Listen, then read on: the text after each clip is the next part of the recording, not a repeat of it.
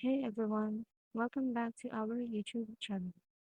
Today, I'll show you how to cancel your subscription on TradingView in just a few easy steps.